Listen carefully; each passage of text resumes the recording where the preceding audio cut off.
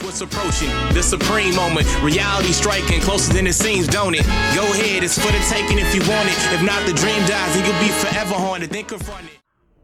What's good, and welcome back to another session. I ran a poll the other day on which unit I should rainbow and end up showcasing at 100% potential.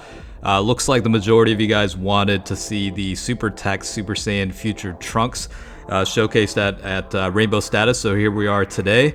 As always, I do appreciate each and every one of you checking out today's video, so if you do enjoy the content, definitely make sure to like the video, and if you're new to the channel, definitely hit the subscribe button. So in terms of this guy's potential levels, I ended up going with a level 15 additional attack and level 11 for critical hits, partially because the super attack does raise attack for 6 turns, but also the fact that eventually this guy will get an easy A, and I figured based on the information available with the skill sets currently, I feel like they're going to do things where they'll improve upon the super attack ability to raise attack, you know, maybe prolong it to 9 turns or something like that, but they'll build in additional skill sets within the passive as well, to where I feel like level 15 toward additional is probably the better approach.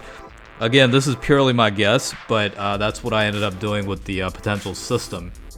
Now, if we talk about the rest of the stats, the passive skill for this unit is attack increase of 80% when facing only one enemy. So of course, your typical Dokkan event or boss rush, infinite Dragon Ball history, those are the types of battles that this guy is really meant for. I guess you could also include Battlefield as well, but Super Battle Road is definitely not something this unit is built for. However, with the potential Easy A, they could build on certain parameters or criteria based on the amount of enemies. So for example, you know, for this guy with the Easy A, maybe they'll give him 120% increase to attack when facing only one enemy, and then maybe like 70 or 80% based on multiple enemies. So, you know, your guess is as good as mine, so I'm merely projecting guesses at this point. In terms of like the rest of the skill sets, links include your typical Super Saiyan setup. Super Saiyan is obviously 10% toward attack. Golden Warrior is Ki +1, enemies defense -2000. Royal Lineage is +1 Ki. Messenger from the Future is attack increase of 500. Dismal Future is Ki +1. Prepare for Battle is Ki +2. And Fierce Battle is attack increase of 15%. The good thing about this unit is definitely a fair share of categories this unit falls into, like Hybrid Saiyans, Future Saga, Time Travelers, Vegeta's Family, Super Saiyans, Master and Disciple or Master and Student Bond, and then the Revenge category. Again, you saw the stats earlier. With the 100% potential, you're looking at 12,978 for HP, attack being 13,679, and defense is 9,623. And 12 Ki Multiplier is 135%. I think the really big takeaway for this particular showcase is I did bring in a fair amount of supporting type units. For example, the Easy A TEQ Super Saiyan Blue Vegeta is a phenomenal support. You know, not only are you getting a boost to allies from the passive skill, you know, based on bringing in Vegeta's family units by a certain amount, the unit also does provide a 30% boost from the super attack as well to the rest of the allies' attack. So it's quite good in terms of like testing units and showcasing units. I do tend to like running that guy on a team if it applies to the unit being showcased. Now the Burai unit is also a pretty good support. I think it was 40% toward attack as well. Not really a whole lot of other links are shared, but you know, at least you got that going, so it's a nice little boost to Trunks. Honestly, I think without the supporting units, you're probably looking at roughly about, I would say, 850 to 950,000 in attack stats, which isn't honestly bad, but in order to get that 1 million plus attack stats, you definitely do need supporting units on the rotation. But you know, we'll see what happens with the Easy A when it eventually will happen, because it will happen at some point. It's just a matter of, you know, what kind of improvements they'll end up giving him. I mean, in terms of like a little bit of a backdrop on the history of the unit, the unit itself came out on JP on November 17th of 2016, so you know, it's definitely been a few years. At least for global, it came out roughly about 3 years ago, a little over 3 years, I would say, April 14th of 2017. So, you know, it's definitely been a little while since these units came out. And Dokkan Battle is doing pretty good in terms of the Easy A's or Dokkan Awakenings. They're a little bit slow at times. Especially a good example of this being the Kid Trunks and Kid Goten on JP that just got a Dokkan Awaken and a phenomenal one at that. But eventually they do get it right, and they do bring in the proper awakenings when need be. So eventually this guy will, just a matter of when. I'm not quite sure exactly when that would happen, but when it does, hopefully it's a lot of good things come with it. I think the thing that really hurts this unit is there are a lot of other Super Saiyan Future Trunks units that are substantially better. Like you even have a free-to-play option with the Prime Battle LR Future Trunks, and then on top of that, you've got the Easy A physical type Super Saiyan Trunks, which is also, along with TEQ Super Saiyan Blue Vegeta, a very, very good support unit. Along with that, you have the Dokkan Fest Super Intelligence, Rage Trunks, quote unquote, that also did get an Easy A not too long ago on JP. So, I probably missed a few of them, but those mentioned alone are probably better than this version of Trunks. So, of course, it's a little bit unfair to say that because this guy did not get a Easy A yet at this point, but maybe eventually when he does, he'll become a little bit more of a viable option.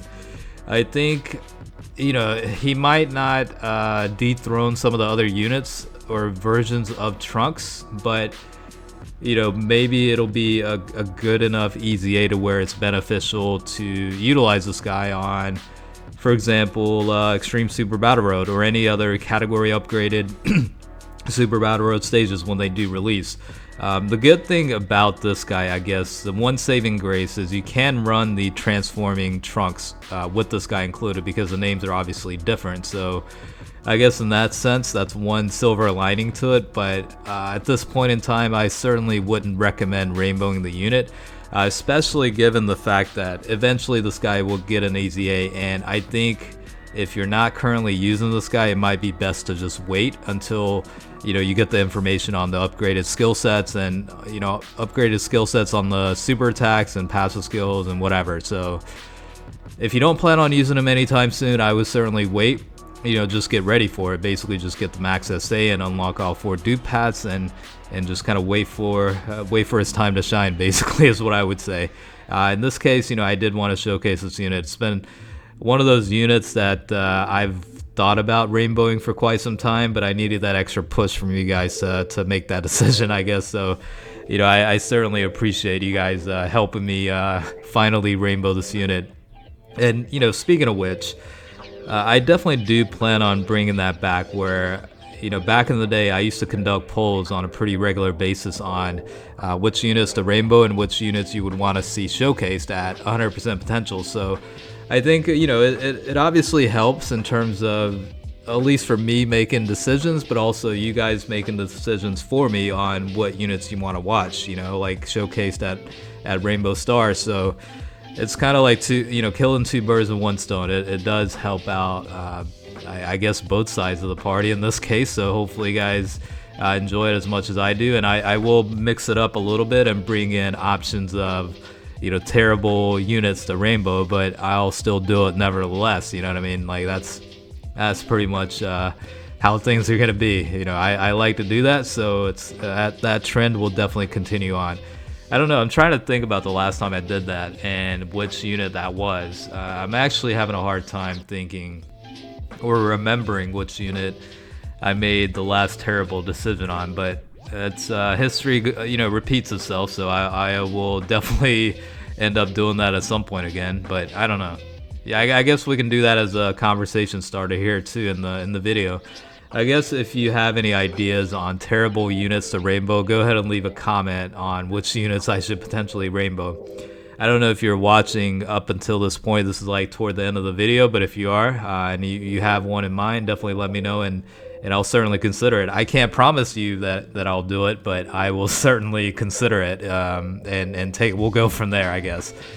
If orbs were unlimited, I would do that all the time, but they're a little bit of a luxury item at times. So you know, I gotta space it out on how often I can rainbow trash units. You know, you can't waste it all on garbage. You gotta reserve it for good units every now and then.